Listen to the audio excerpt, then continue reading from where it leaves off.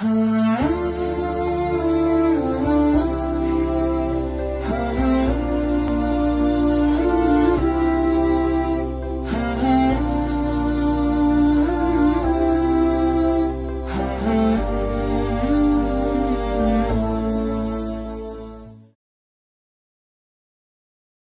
түнден кейін шығыштан таң шоласын шашыратқан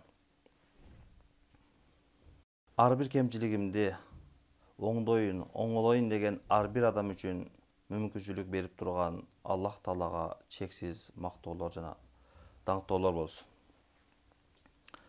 Ааламга ырайым үчүн жаралган имамдардын имамы, орозо айында жакшылыкка шамалдай шашылган сүйүктүү пайгамбарыбызга салам жана салаваттар болсун. Урматтуу телекөрүүчүлөр, сиздер Аян телеканалында Марва телестудиясынын орозо айына арналган Райян теледолбоорун көрүп жатасыздар.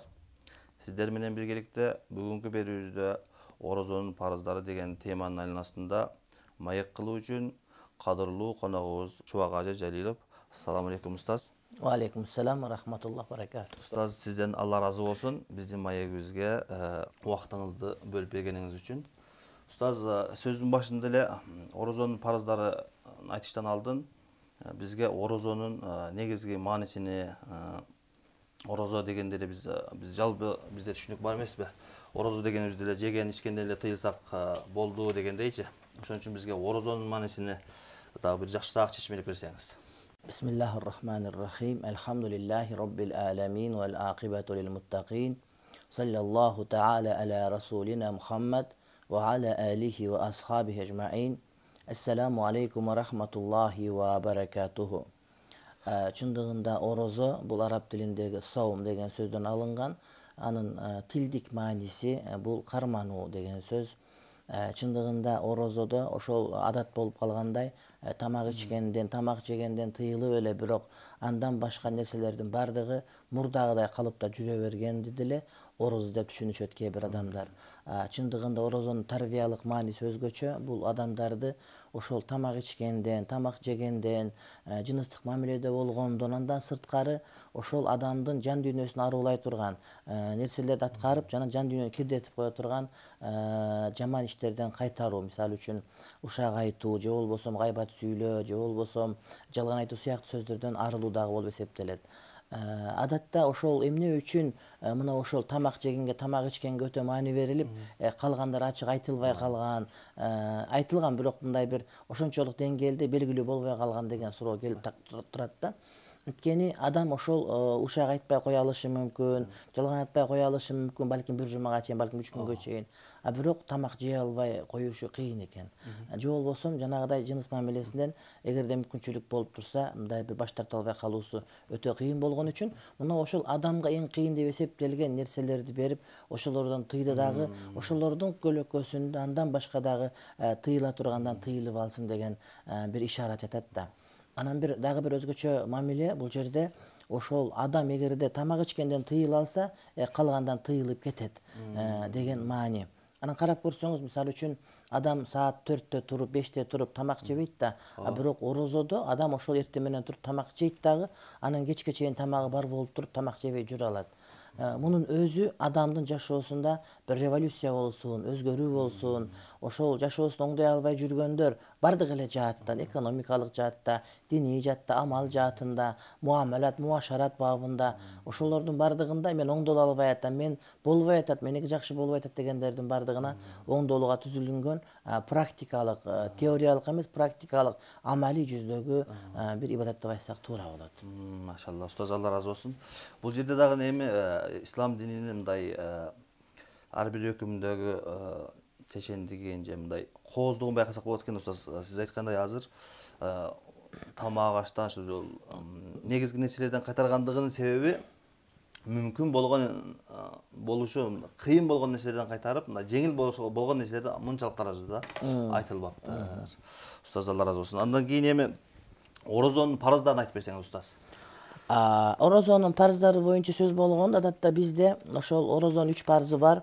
3 парызы деп эле ошол 3 парызды айтып туруп, ниет кылуу керек, андан сырткары ошол тамак жегенден тартыныш керек, жана тамак ичкенден, жыныстык мамиледе болгондон сактануу деп мындай бир жалпылай айтып жүрөбүз да. Бирок карапайым адамдарга түшүнүктүү болсун үчүн, ошондой эле илимдүү адамдар деле ошону тактап билип алуу үчүн муну бир мындай бир узартуураак айтсак туура болот. Анткени орозо кимдерге парз болот, жана парз болгон орозону кайсыл адамдар кармоого парз болот, жана ошол парз болуп кармалган орозонун кайсыл орозосу Кудай Таала тарабынан мындай дурус деп табылат деген маселеге токтолуш керек да. Албетте орозонун рукуну же болбосо маңсыз болбой турган жери бул адамдын ошол таң аткандан күн батканга чейин тамак жегенден, суусундук ичкенден жана жыныстык мамиледе болгондон сактануусу. Бул албетте ошол рүкүн жана ушулардын бардыгы ниет менен болуусу шарт. Эгерде ниетсиз болуп калса, бул ол болбой калат. Ошондуктан бул жанагы сактануу, тамак аш ичкенден, мамиледе болгондон жана ошол ниет менен болуп, мына ошол орозонун урматтуу бир тууган рүкүнү. Анан ошол эле учурда эми орозо дагы парз деп айтабыз. Бирок кимдерге парз дегенде ошол орозонун парздарына кошулуп кете турган маселе биринчиси бул орозо мусулман адамга парз. Кээде биздин чөйрөдөгү мусулман эмес, жакшы адамдар бар, бирок мусулман эмес, ошолор орозо кармап атабыз дешет да. Алардын орозосу Кудай Таала тарабынан кабыл болбойт. Анткени орозо кабыл болуу үчүн адамдарга мусулманчылык шарт. Анткени иман шарт. Анткени Курани Каримде ошол жана орозонун парз экенин белгилеген аятта Я айюхаллазина аману, о иман келтиргендер, силерге орозо парз деп айтат да. Анан кээ бир адамдар ошол мисалы үчүн теңирчи болуп кеткендер, же болбосо мусулманчылыкты карманбайм дегендер, же жөн эле башка бир диндеги же дин жоктор деле келип орозо кармап атабыз деп жыргап жүрө бергендер бар. Аларга айтабыз, орозоңор кабыл болсун үчүн биринчи кезекте ошол мусулман болуп ыйманга келишиңер керек деп айтабыз. Анан экинчи маселеси, урматтуу бир тууганым, ошол адамдын балагатка жеткен болуусу керек. Мисалы үчүн ошол балагатка дегенде бул ошол жаш менен так чектелбейт болгону, ошол кыз балдар 9 жаштан баштап, эркек балдар 12 жаштан баштап, анан балагатка жетүүнүн акыркы мөөнөтү 15 жашка чейинки аралыкта ошол балагатка жетүүнүн белгилери билинсе, бул адамга парз болот. Демек, балагатка жете элек адамдарга орозо кармоо парз эмес, ал жаш балдарга. Бирок аларды үйрөтүү керек. Мисалы үчүн ошол балагатка жаш жете элек болсо да орозо кармап, сарылыкка туруп, анан эгерде курсак ачып кыйналып кетсе, анда ачып алса макул. Бирок ошол үйрөтүү үчүн болгон балагатка жеткен. Анан кээде жаш балдарды кыйнап, орозо карматып, алар орозодон көңүлү калып кала турган болсо, мына ушул дагы туура эмес. Пайгамбарыбыздын убагында сахабалар ошол жаш балдарга орозо карматып, анан шам жакындап калган учурда алар курсак ачып баштаса, оюнчук берип, ойнотуп, кызыктырып, айтор орозону бүтүрүп алганга шарт түзүп берүүгө аракет кылчу. Ушунун бардыгы келип балдарды ибадатка көндүрүүгө болгон аракет деген сөз. Бул жерде устаз дагы сурап кетейин. Ушул кичинекей балдарды орозого үйрөткөнүбүздө эгерде туткан болсо, булардыкы балагатка жеткен эмес, кабыл болбойт деген маани келип чыкпайт. Жок, албетте булар ата-энесине сооп жазылды берет. Ата-энесине мисалы үчүн балагатка жете элек бала намаз окуса, ажылыкка барса, орозо кармаса, булардын сооптору ата-энеси ушундай тарбия берген үчүн ата-энесине жазылып кете берет деп айтылынат. Албетте кабыл болбойт деген сөз туура эмес. Болгону ошол жанагы парз ибадаттарда, ошол мисалы үчүн парз намаз окуп атсак, жаш бала келип иман болсо өтпөйт. Анткени буга парз намаз парз эмес дагы, бул нафил намаз окуп аткан эреже болот дагы, нафил намаз окуган, парз окуган имамга өтпөйт. Бирок таравих намазында боло берет. Анткени таравих намазы жалпысынан нафилге кошулган себептен. Анан экинчи маселе дагы бир нерсе, бул ошол адамдын акыл эстүү болуусу. Адам мусулман болгондон кийин, балагатка жеткенден кийин, эгерде акыл эси кем болуп, жиндүү болуп орой турган болсо, акыл өзүнөн кеткен болсо, толук эмес болсо, анда бул адам үзүрлүү болот дагы, орозо кармабууга парз эмес. Элдерге кошулуп кармап, ачып кайра кармап жеп жүрө берет, бирок буларга кыяматта орозо суралбайт. Анан устаз, бирок жанагы убактылуу ооруп, өзүнөн кетип калгандар, алар ошого жараша маселе. Эгерде мисалы үчүн бир адамдар Рамазан келгенге чейин эсинен кетип калып, ооруканага түшүп, Рамазан бүткөндөн кийин өзүнө келсе, буларга ошол жылкы орозо парз болбой калды деген сөз болот. Бирок ошол орозонун ичине эсине келип, анан кайра эсинен кетсе, ошол орозо айына күбө болгондугу үчүн булар ошонун эгерде толук кармай албай калса, казасын кармап берүү бул адамдарга милдеттүү болот. Анан жанагыдай баштан аяк туулгандан баштап эле акыл эси аз болуп калгандарга, буларга деги башынан баштап эле орозо кармоо парз эмес, орозо эмес, андан башка ибадаттар деле парз эмес, бирок илгарылашып басып жүрө беришет. Анан кийинкиси, бул дагы өтө кызык маселе, бирок ушул азыркы учурда сейрек болуп калды, бул билим, илим. Тагыраак айтканда, ошол орозонун парз экендигин билүү керек болот. Бирок бул Кыргызстан сыяктуу өлкөгө таандык эмес маселе.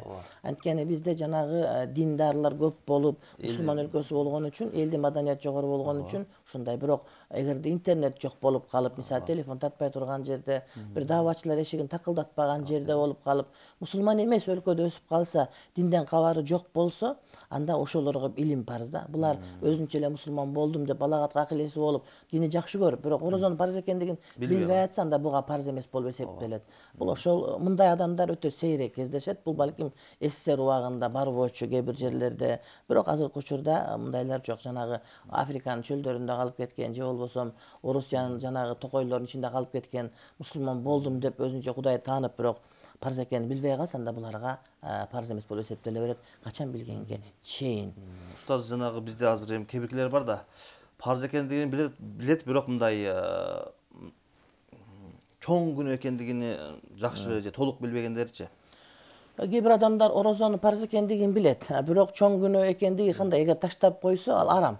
Эгерде кимде бир орозону кармабай койгон болсо, мүмкүнчүлүгү болуп, жанагы жогору шарттар табылып кармабай койсо, анда бул адам арам ишти кылган болуп эсептелет. Арак ичкендей, мисалы үчүн, же уурулук кылгандай да. Кээ бир адамдар түшүнөт, орозону мындай бир күнөөкөр адамдар кармашат, менин күнөөм жок да. Же болбосо орозону кармагандар ыктыярдуу түрдө кармашат. Ким кааласа кармасын, ким каалабаса кармабасын дегендей натура түшүнүктө жүрөт да. Жок, орозону кармоо ар бир адамга милдеттүү, парз. Эгерде кимде-ким аны шала кылып аткарбай койсо, анда күнөөкөр болуп, арам иш кылган болуп эсептелет.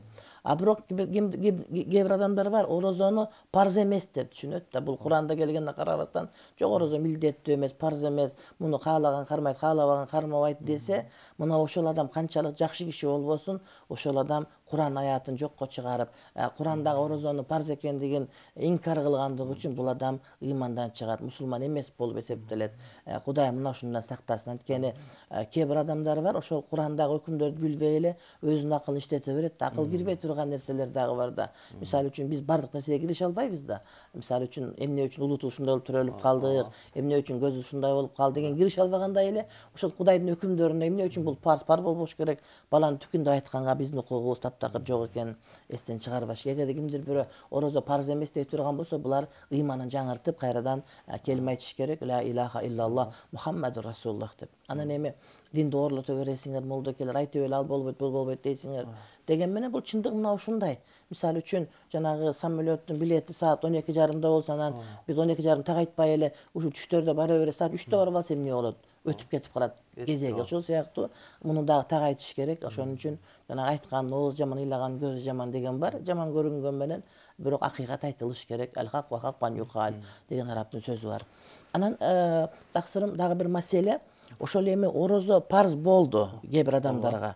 Бирок ар бир эле орозо парз болгон адамга кармоо милдеттүү эмес болуп эсептелет да. Булар ошол орозо парз болуп, бирок бошотулат. Тагыраак айтканда, Кимдерге жеңилдик шурутун ливужубил ада. Ошол орозону кармоонун, парз болгон орозону кармоонун милдеттүүлүгү. Булар кимдер десе, биринчиси бул адамдар оору болбош керек деген. Бир адам орозо парз болуп, бирок ден соолугу начар болуп калып, орозо кармаса, же оорусу күчөп кетет, же оорусунун жаңы оору пайда болот, же болбосо оорусунун сакаюусу кечеңдеп кетет. Ушундай болгон адамдарга дагы орозо кармоо милдеттүү эмес, булар качан жакшы болгонго чейин. Демек, ден соолугу чың адам орозо, парз болгон орозону кармоо дагы парз болуп эсептелет да. Устаз, ушул жерде сурап кетейин. Оорунун канчалык даражада зыян пайда берүүсүн өзү эле мындай айтып эле же ушундай кылып тутпай койсо боло береби, же сөзсүз мындай билген, медицинаны жакшы билген Адис дарыгерге кайрылыш керек. Анан адис дарыгер мусулман болуш керек. Анткени мусулман эмес адамдар орозонун маани маңызын билбегендиктен мындай бир азыраак мүмкүнчүлүк болсо деле кармабай кое бер деп айтып, же болбосо кээде динге душмандыгы болгон себептен орозону кармоонун кереги жок деп айтышы мүмкүн. Ошондуктан мусулман адамга барып өзүнүн жанагы анализдерин көрсөтүп, эгерде мен орозо кармасам ушунда мага зыян тийеби, жокпу? Же болбосо азыр абалым жакшы эле, туз эле жакшы болуп баратат. Бирок орозо кармасам ушум кайра мурда калыбына келип оорукчан болуп каламбы же болбосо оорумун айыгуусу кыскарып кетеби, мындай узарып кетеби деп тактап туруп ошолордун айтканын. Анткени ушул учурда жанагы ликулли фаннин rijалу, ар илим адамы бар дагы молдолор кээ бир маселеде доктурдун айтканы менин айтканым деген мына ушул маселе. Бул атайын ошол мусулман, орозонун кадырын билген, өз орозо кармаган, анан атайын жогорку билимдүү, атайын диплому бар адис болуш керек. Анан чоң атам айт, тай атам айт деген менен бул маселе чечилбейт. Ар бири өз билиби эле өкүм чыгара Жок, андай болбойт. Кээ бир адамдар бар, мисалы үчүн бир аз жыгыл түшсө деле орозо кармабай коет, колуна жана зырава деп коет, бир аз тикенек сайылып келсе деле ооруп калдым, орозо кармабай койгон. Эми бул тарыхта болуп келген, ошого окшогондор, ал адамдар өздөрүн алдайт да, бирөөнү алдай албайт. Өздөрүн алдап кыяматка барганда мындай бир күнөөкөр болгондугун билбей калышат. Сизден Аллах разы болгон болсун устаз. Бүгүнкү берүүбүз аягына чыгып убакыт аз калыптыр.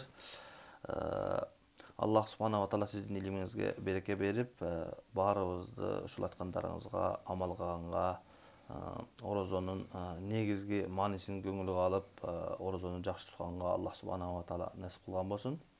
Урматтуу телекөрүүчүлөр, сиздер орозонун парыздары темасынын айланасында маекти көрдүңүздөр.